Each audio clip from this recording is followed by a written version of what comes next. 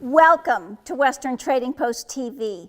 Each and every day, we feel so honored and blessed to be able to promote something that I think we all live and love, which is our rich Western and Native American Indian heritage, as we showcase artists, items, and amazing individuals. We just want to thank you from the bottom of all of our hearts for riding alongside us on these adventures.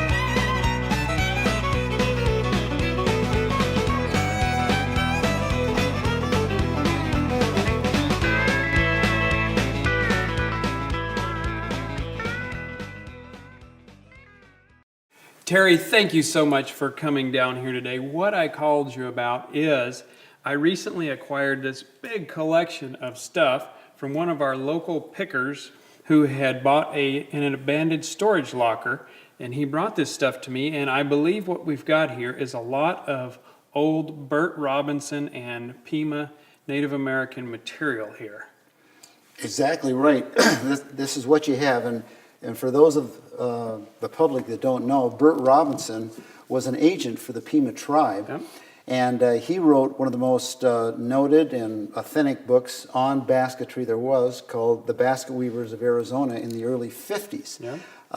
It goes through every tribe, all the materials and everything, but what really links this to me is that my father took a lot of photographs of Burt Robinson, Yes.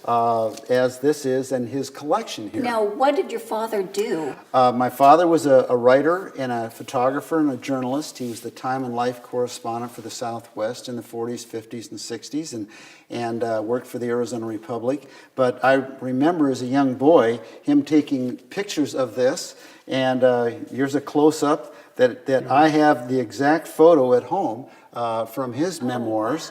But even more amazing among this collection, there are pictures of Burt with some of the most famous weavers. This is Susie White, who did incredible miniature willow baskets back in the 30s.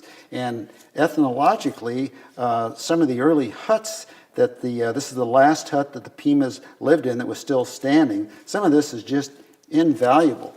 Yeah.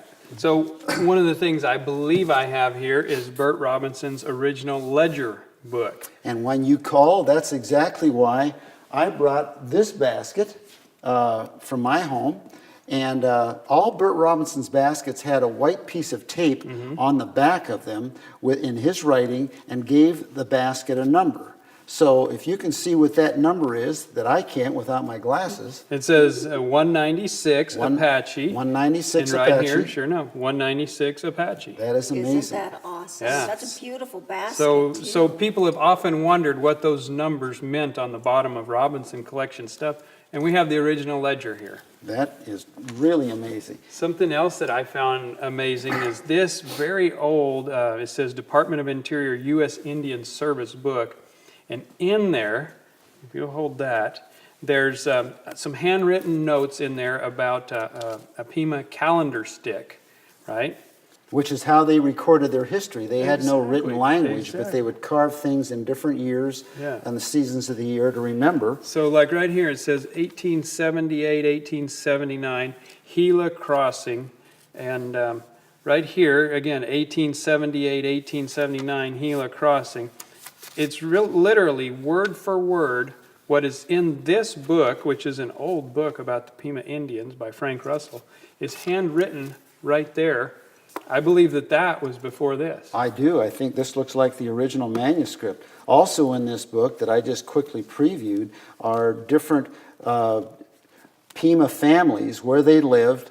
And Burt Robinson was an agent for the government and helped set up a lot of the machinery and irrigation canals that the Pimas used and really turned their life around. So that was like the 20s, right, when he was doing that? You bet. And here's some of the old fields they had, which were amazing.